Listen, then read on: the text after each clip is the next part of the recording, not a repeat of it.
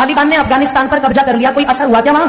सांसदों को भी रातों रात सब कुछ छोड़कर के निकलना पड़ा कि नहीं निकलना पड़ा? बोलो, तुम्हें क्या लग रहा है तुम्हारे देश में ये स्थिति नहीं बन रही?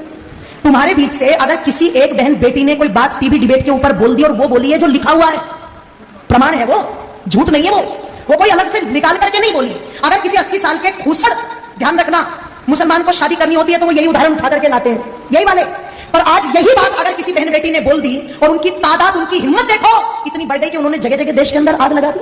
जब तुम्हारे शिव जी के बारे में बोला तो किसी के कानों पर छूटक नहीं रहेंगी, तुम्हारी माता पार्वती के बारे में बोला तब कानों पर छूटक नहीं रहेंगी, उन्होंने सीता को व्यभिचारिणी बता दिया तो तुम्हारे कानों पर छूटक नहीं रहेंगी। सरेआम मौलवी बैठ करके टीवी डिबेट में हिंदू देवी देवताओं का अपमान करते रहे, किसी के कानों पर छूटक नहीं रहेंगी, कोई भेड़िया नहीं निकल के आया। पर एक बात नुपुर शर्मा ने कह दी और सारे कुत्तों के झुंड निकल करके सड़कों पर आ गए। जरा सोच करके देखो, तुम्हें क्या लगता है ये षड्यंत्र नहीं है? तुम्हें क्या लगता है ये पहले से कोई योजना नहीं है? आप जाते हो इबादत करने के लिए और उधर से एकदम से इतने पत्थर तुम्हें कहां मिल जाते हैं कि पुलिस वालों को पीछे हटना पड़ता है पर वो पत्थर खत्म नहीं होते? आपको क्या लगता है इसके पीछे कोई योजना नहीं है? और इसके पीछे कोई योजना नहीं है कि जो भाईचारे के गीत सुनाए जाते हैं वो सारे के सारे गीत हमारे लिए है, क्या वो उन पर गीत लागू नहीं होता? अगर इतने शांति के स्थापित करने वाले हैं, अगर इतनी अल्लाह ताला की इबादत करने वाले हैं, तो जब नुपुर शर्मा के लिए देश ने आग लगा दी तो जिन कुत्तों ने, ध्यान रखना, कन्हैया लाल की गर्दन काटी है, उनके लिए भी सड़कों पर आना चाहिए था कि नहीं आना चाहिए था? तब तो पता लगे कि ये भाईचारे का पाठ दोनों तरफ से चल रहा है। और तुम एक पक्ष को लेकर के आग लगा दो देश में और दूसरे पक्ष पर तुम दुदकारी बांध करके बिल में घुस जाओ, इससे पता नहीं लगता। ध्यान रखना, इसलिए थोड़े से सचेत हो जाओ।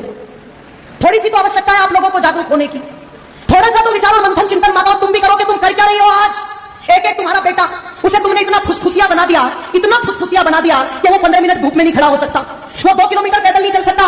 वो इतना फुसफुसिया सुख सुविधाएं देकर के बना दिया, सपना सजा करके बैठे, हम तो इतनी संपत्ति जोड़ के देके जाएंगे, हम तो इतना बैंक बैलेंस जोड़ के देके जाएंगे, हम तो इतने बड़े बड़े मकान देकर के जाएंगे। एक बात मेरी याद रखना चाहिए, सब भूल जाना, एक बात मेरी पर याद रखना, सब भूल जाना।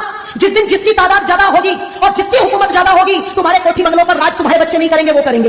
तुम्हारे उस पैसे को तुम्हारे बच्चे नहीं बरतेंगे, वो बरतेंगे। तुम्हारी संपत्ति पर मालिकाना अधिकार तुम्हारा नहीं होगा, उनका होगा। अगर यकीन ना हो तो कश्मीर का इतिहास ज्यादा पुराना नहीं है, अगर यकीन ना हो तो पाकिस्तान को अलग हुए ज्यादा समय नहीं हुआ है, जब रातों रात अपना सब कुछ छोड़कर के वहां से भागना पड़ा था। वो जमीन भी छोड़ी, वो कोठी बंगले भी छोड़े, वो धन संपत्ति भी छोड़ी। और इससे ज्यादा और दुर्गति क्या होगी कि छोटे छोटे दुधमुहे बच्चों को अपना पैसा पिला पिला करके भारत तक उनको लाना पड़ा। तुम सोच करके देखो, ये स्थिति हो चुकी है। और अगर ये पहले हो चुका है, आगे नहीं होगा, ऐसा बिल्कुल भी मान करके मत चलना, क्योंकि जो कौम अपने भूले इतिहास से शिक्षा नहीं लेती उस कौम के मिटने में कभी भी देर